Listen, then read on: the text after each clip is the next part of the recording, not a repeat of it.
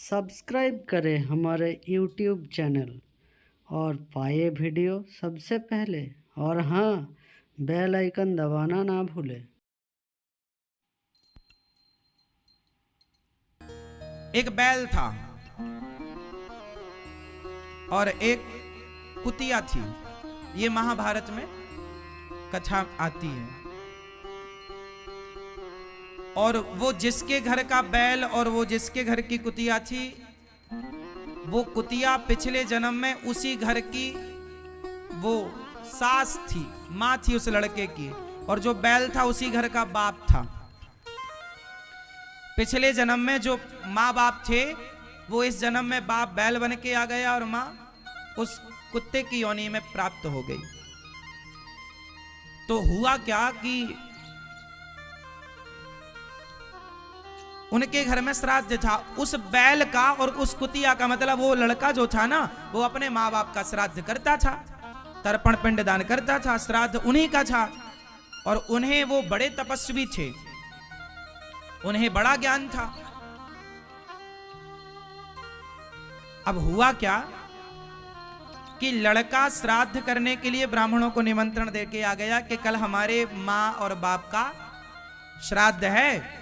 संयोग देखिए कि दोनों माँ बाप एक ही तिथि को मरे थे, तो दोनों की तिथि एक हो गई। तो अब लड़का ने पूरी तैयारी, बेटे ने पूरी तैयारी कर ली। अच्छा, बेटे को नहीं पता था कि मेरे घर का बैल, मेरा बाप ही बैल बन के आया और ये कुतिया मेरे ये बनकर आई, उसे पता नहीं था। वो तो अपना काम कर रहा है, अपना कर्म करता। अच्छा, उस कुतिया को और उस बैल को पता था कि हम लोग इस घर के पहले ये सदस्य थे। अभी मैं बताऊंगा कि किस पाप से वो ये सब बने। तो हुआ क्या कि वो जो ब्राह्मण थे, उनकी पत्नी भोजन बनाई कि आज ब्राह्मण आएंगे। वो ब्राह्मण थे, ब्राह्मण दंपत्ति। तो भोजन बना के तैयार हुआ कि तभी क्या हुआ कि जो खीर बनाई गई, अचानक वहां पर एक सांप घुस गया और सांप ने वो सारी खीर जूठी कर दी। और सांप ने जूठी किया था, स्वाभाविक है कि जहर उसमें मिल गया होगा। और ये सारा दृश्य दरवाजे के छेद से कुतिया देख रही थी। वो कुतिया है कौन? वो सास थी। अब उसने देखा कि भैया ये खीर तो जहरीली हो गई, यदि ब्राह्मण खाएंगे तो ब्राह्मण मर जाएंगे, और ब्राह्मण मर गए तो मेरे बेटे को हत्या लग जाएगी।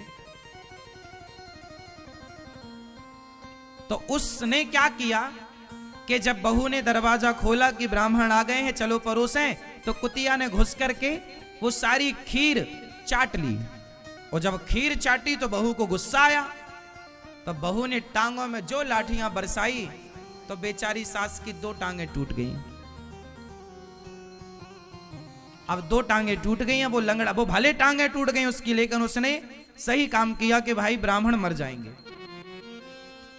उसने खूब पिटाई की। बेचारी कुतिया घिसटती घिसटती बैल के पास गई। बैल बोला, क्या हुआ? बोले, आज तो अपना श्राद्ध था और आज लाठियां पड़ गई, पर मैंने अपने बच्चों को बड़े पाप से बचा लिया। तो वहां पर एक प्रश्न किया गया कि फिर ब्राह्मणों के लिए उन्होंने दूसरी खीर बनाई, दूसरा और श्राद्ध इत्यादि किया उस बच्चे ने। अब प्रश्न ये खड़ा हुआ कि आप लोग जब इतने विद्वान हैं, जानकार हैं, तो इस निम्न योनियों को कैसे प्राप्त कर गए?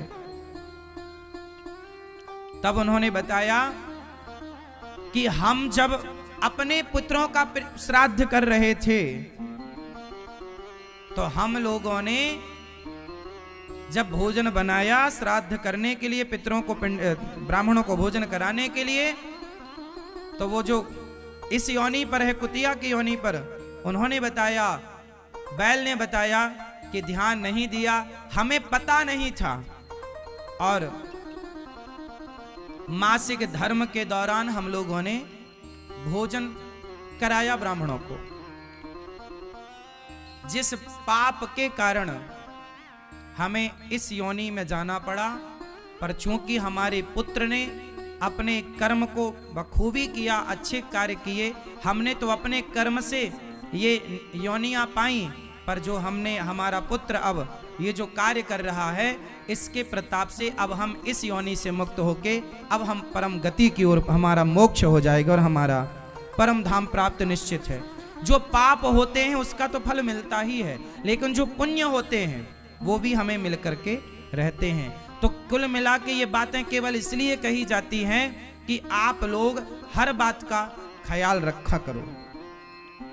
इसलिए आप लोग स्त्रियों की, कुछ स्त्रियों की ऐसी आदत होती है कि जैसे आपके घर भोजन बना तो आपकी पड़ोसन आपके घर आएगी और सबसे पहले आपकी रसोई में घुसेगी, उसका पूरी घर में कहीं और पाँव नहीं जमता, सीधे रसोई में जाती है। क्या बनाया तूने, क्या बनाया? क्यों आप लोगों के यहाँ ऐसी है ना, कोई भी आएगा तो आपकी रसोई में दनादन घुसता चलाएगा, ऐसा है या नहीं? बोलो हाँ। ये गलत है। चलो आप लोगों ने तो पवित्रता से काम किया, पर आपकी पड़ोसन आई और वो यदि रजस्वला है और उसने यदि आपके भोजन को स्पर्श कर दिया तो वो अशुद्ध हो गया। इसलिए आप लोग ध्यान रखें, ना तो आप किसी की रसोई में प्रवेश करें, ना आपकी रसोई में कोई प्रवेश करे। जैसी राखो शुद्धि वैसी होगी बुद्धि, जैसा पियो पानी वैसी बोले वाणी, जैसा खाए अन्न वैसा रहे मन। ये बातें कोई ऐसी हंसी मजाक में नहीं कही गई, इनका बहुत गहरा प्रभाव पड़ता है। अब आप लोग कहते नहीं जी हम नहीं मानते तो चूल्हे में जाओ, ना मानो। लेकिन आपके ना मानने से क्या सत्यता को आप नकार देंगे? उल्लू को सूर्य नजर नहीं आता तो क्या सूर्य नहीं होता? इसलिए जो नियम है हम सबको फॉलो करना चाहिए। हर चीज का नियम है। आप अपने लिए तो रजस्वला स्त्री अपने बच्चों को बनाकर दे, कोई ना बनाओ, यदि घर में ऑप्शन है, सास है, जेठानी है, तो भोजन वो बनाए, आप ना बनाओ। पर ऑप्शन नहीं है तो आप बच्चों के लिए बना सकते हैं, कोई दोष नहीं है। उसका भोग भगवान को नहीं लगेगा तो दूध का भोग लगा दो भगवान को, बादाम काजू का भोग लगा दो भगवान को, बच्चों से लगवा दो। लेकिन जब पितरों की बात आए, और पितर श्राद्ध कोई रोज तो होता नहीं है, साल में एक तिथि आती है, तो वो एक तिथि का ख्याल रख लिया करो, सिंपल है। कोई रोज की बातें थोड़ी हैं कि रोज रोज बोला जाए। अब उस तिथि पर आप ये बातों का ख्याल रखो। इसलिए जब स्त्री रजस्वला होती है तो कहा जाता है कि तुम्हें आराम करना है, कमरे में ही रहना है, ज्यादा यहां वहां नहीं चलना। वो तुम्हारे स्वास्थ्य के लिए कहते हैं कि उस समय तुम्हारे पेट में, तुम्हारी कमर में दर्द होता है, आराम करो। आपकी भलाई के लिए तो ये नियम बने हैं। महिलाओं से सबसे ज्यादा काम लिया जाता है, दिन भर सारा काम महिलाएं करती हैं। अब महिलाओं को यदि मासिक धर्म ना हो, सोचिए स्त्री के लिए। चलो एक सवाल स्त्रियों से, आपका जो टाइम पीरियड है, जो मासिक धर्म है, तो वो आपके लिए वरदान है कि अभिशाप है? उत्तर दो। आपका जो, आप अपने से बताओ, मेरे अकॉर्डिंग नहीं बताओ। आप क्या फील करते हो? कभी फील किया होगा जो आपका मासिक धर्म है स्त्रियों का, वो मासिक धर्म आपका वरदान है या आपका अभिशाप है? उत्तर स्त्रियां देंगी। क्या है वो? खुल के क्या है वो? तो जोर से बोलो कि अभिशाप है कि वरदान है?